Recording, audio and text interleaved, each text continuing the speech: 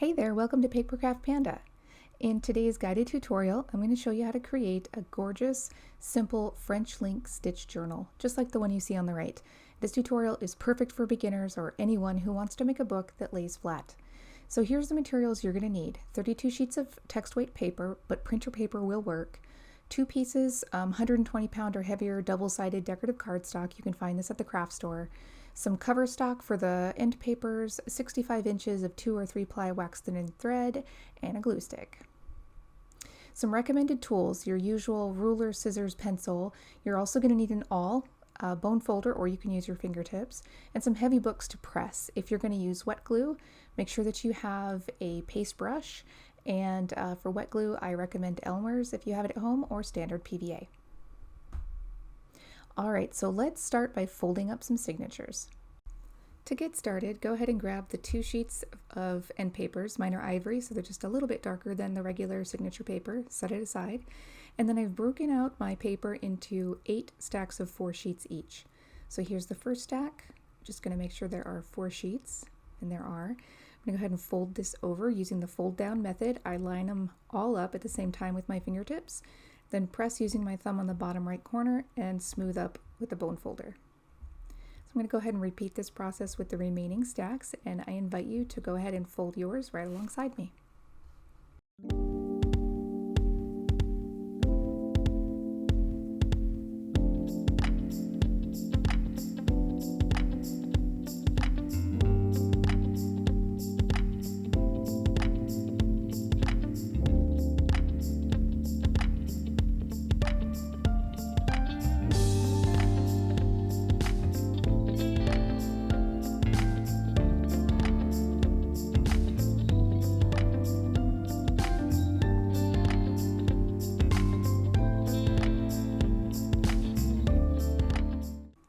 Alright, with the signatures complete, we'll go ahead and just press them a little bit and set them aside. Just gonna make sure there's 8, good deal. Now I'm gonna take the end papers and I'm gonna fold them over individually using the same exact method I used previously. And I'm gonna put one on top of the stack, and then the second I'm gonna put on the bottom of the stack. Fold one side over like this so that they're evenly balanced, and then I'm gonna set those aside and let them press. Now while they're pressing, I'm going to work on cutting my cover sheets. So these are 12 by 12 sheets of 2-sided cardstock. The brand I'm using is called Stampin' Up. They're a card making company. And I was testing first to see where the grain direction is at. So I found the grain direction, and now I'm going to go ahead and use the fold over method to fold this sheet and set it aside. And then I'm going to repeat this process with the second sheet.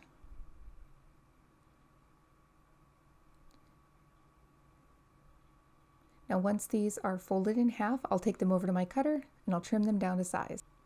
Now let's tip in our end sheets. To do this, we're going to take the stack of papers and we're going to create a intro and outro signature is what I like to call them. These protect the first and last signature of our book. You'll want a weight, some glue, a bone folder, and then you're also going to need an extra sheet of paper, scrap paper, to glue on. I'm going to set the weight aside and the glue aside, and I want to show you how this will be assembled. So first, I like to take the cover and I fold it like this and then to the side. And then I can see the first ivory sheet and the first signature. And this is how we want to glue it. We're going to put some glue down this edge and then glue the ivory sheet down to the signature just like that. And that's going to provide some protection for that first signature. So I'm going to get out my glue stick. And I'll grab just an extra piece of paper to sort of mask off what it is that I want to glue. This one's a little short. I encourage you to get a taller sheet, but all I had was this scrap and I didn't want to waste anything. So I'm just going to slide it up like this and apply a little more glue and just roll with it. And that width is about 3 millimeters. So now we're going to go ahead and just glue down the ivory sheet like this. Once it's in place, I slide my thumb up and down, and then I will use a bone folder to press out any additional air. And I'll pick it up and then run my thumb down the side or my forefinger like so, just to make sure there's no glue that was pressed out. Now that's set aside, and I'm going to put the weight on so it can press while I complete the second one. For this one, I'll turn the whole stack over, take the cover piece, and just like before, I'm going to fold it away, and then I'll grab the two pieces, the ivory and the first signature, and I'll repeat this process with this signature.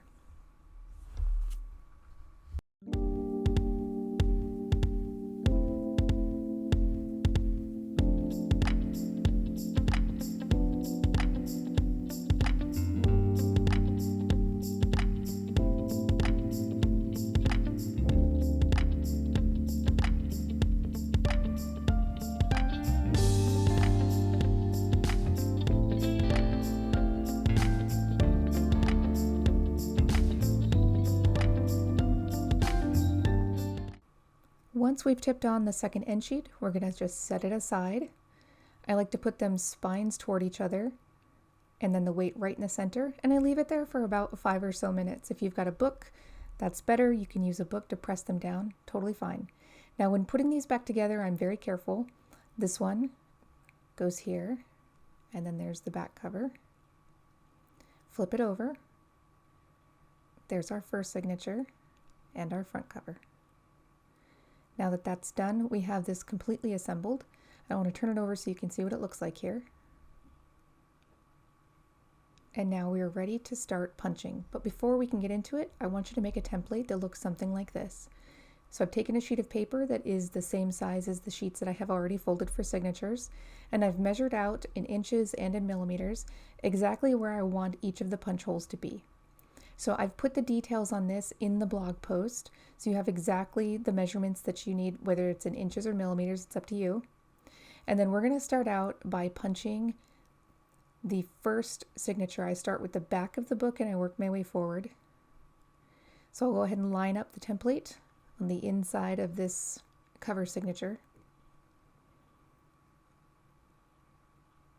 just like so. And then using an awl,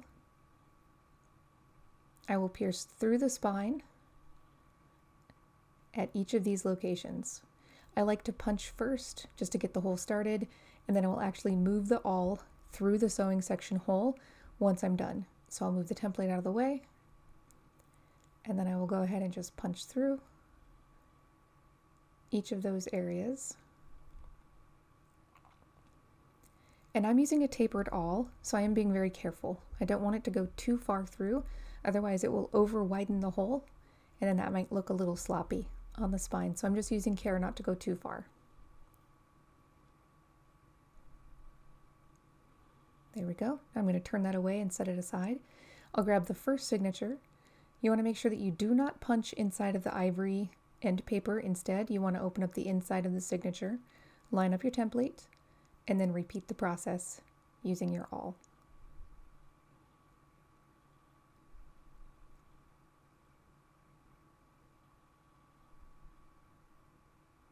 And I'm going to go ahead and just speed up this process so that you can see how I'm punching all of these signatures.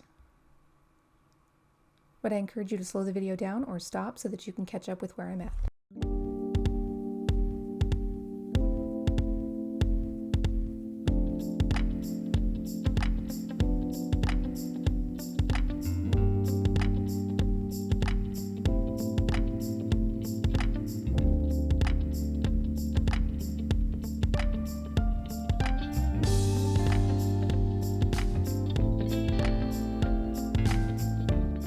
With all of our signatures punched, let's go ahead and get started with the sewing part.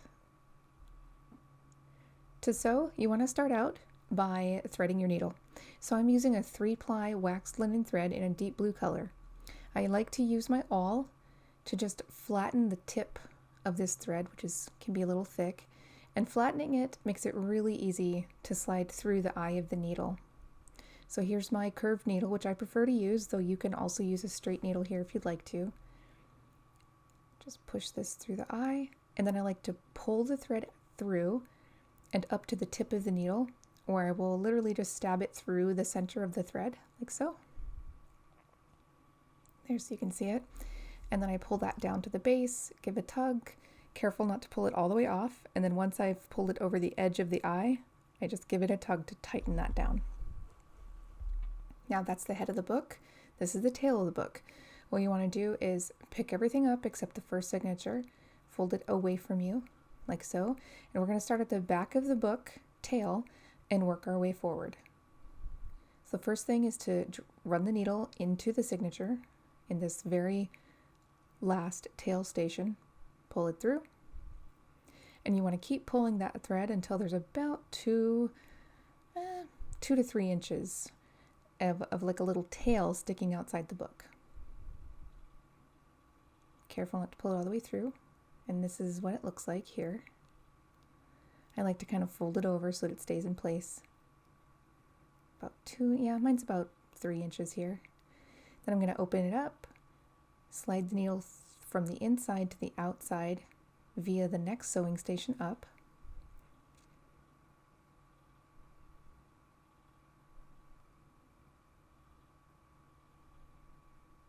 Then we'll take the needle into the next sewing station, pull it through, exit through the next station above, and you're going to continue this process until you get to the final sewing station at the head of the book.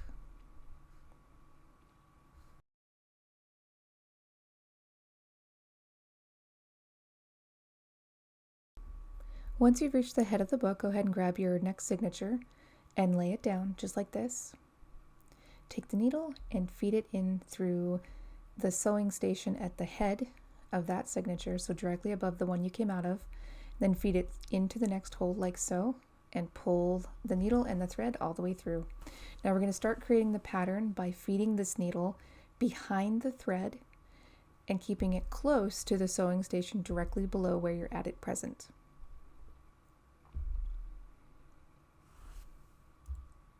Once you pull the thread through, it should look something like this. You want to try to keep that thread close to the station, like so. Go ahead and feed your needle into the next sewing station.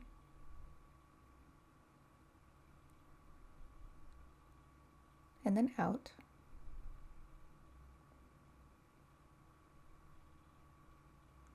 And here again, I'm going to go ahead and slide the needle behind the thread, directly below it,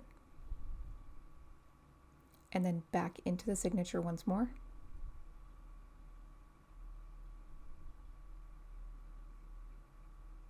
At this point, we're going to go ahead and feed the needle back out through the last section, the last sewing station,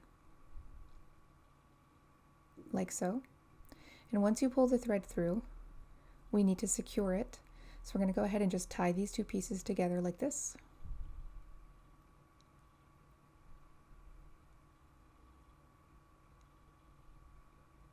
Make that knot nice and tight. Then take the needle, go back in the same sewing station so you're inside the book. Pull the thread, and when you reach the end, give a gentle tug with your fingers holding the signature down like so until the knot pops through the hole just like that. See there? Now what I like to do, and this is not required, but I like to create another knot right here just to hold it.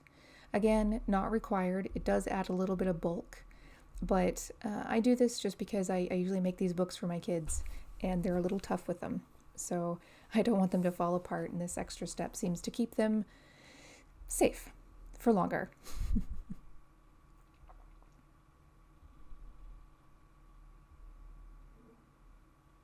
Once that knot is tied, go ahead and feed the needle back out again. So now this hole is getting a lot of love, right?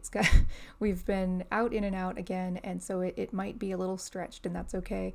You can use your bone folder to close that hole up a little bit more, then use your scissor to trim away the excess. And now we are ready to tie our first kettle stitch. So the kettle stitch, you're going to tie it by running the needle just like this behind the thread that connects the two signatures together.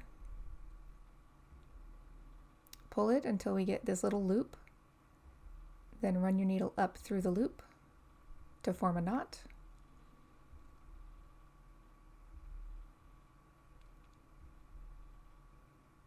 Give it a tug, and there you go. Our first kettle stitch is in place. Go ahead and add your next signature, enter through the tail section, the tail sewing station, sorry, I don't know why I keep saying that today. Line them up, give the thread a tug and then you're ready to continue forward. So we're going to go out the next sewing station.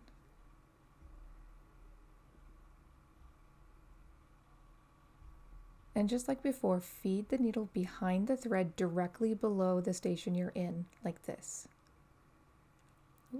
I totally hit the camera, sorry. It was hard to get a close-up shot and not hit the camera. Maybe I'll have to wear a GoPro.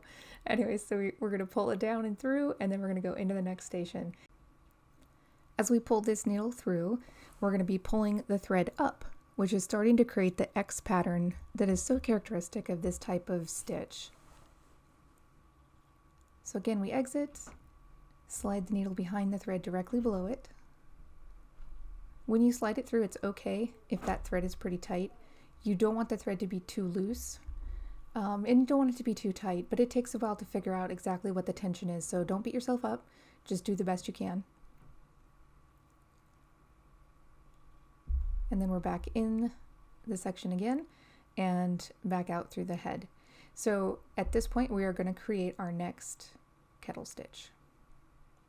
Here we are again, we're sliding the needle behind the thread holding the previous two signatures together till there's a little loop. And then we're going to run the needle up through the loop,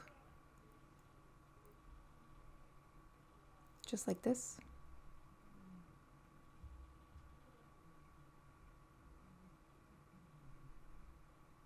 Pull, and then I like to press down with my fingertips as I make that kettle stitch so that these pieces are held together nicely. You're going to add the next signature on top, and I'm going to speed this up a bit as I sew and continue forward using this exact procedure all the way until you're ready to add the final signature.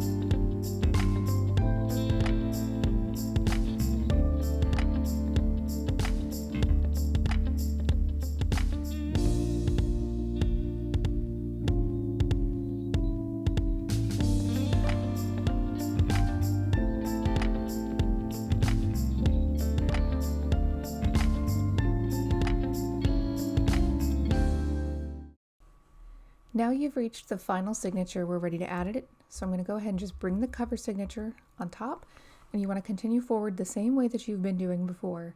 The only thing that will change is when we get to the end of this signature, we're going to need to tie it off, and that is where I will jump in to explain to you how to do that and keep the knots inside the book so that it looks nice and clean when you're all finished.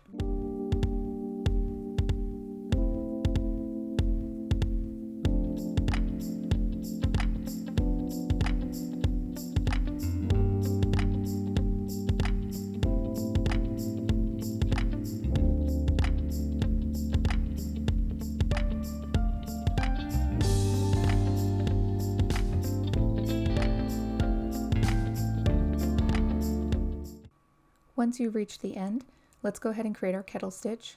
Slide the needle behind the thread holding the previous two signatures together just like we've done before. You're kind of running out of thread like I am, I'm sure, so you'll have a little knot here. Give that a tug so that it's held on nice and tight. I like to pull down then up, then run the needle back into the signature through the same hole. Once you're inside, go ahead and create a knot by sliding the needle behind the thread directly before, like so, then through the loop, and pull to secure that knot. Then go ahead and clip away using your scissors. And now you've got this beautiful French-link stitch book. The spine is absolutely gorgeous, and with this type of stitch, I do like to keep it exposed. Using a double-sided cardstock gives you this really nice presentation as you're entering and exiting the book. And then we've got all of these lovely signatures before the end, and the book will lay perfectly flat, just like this. I really hope you enjoyed this simple, easy tutorial. Thank you so much for your support, and I'll see you in the next video.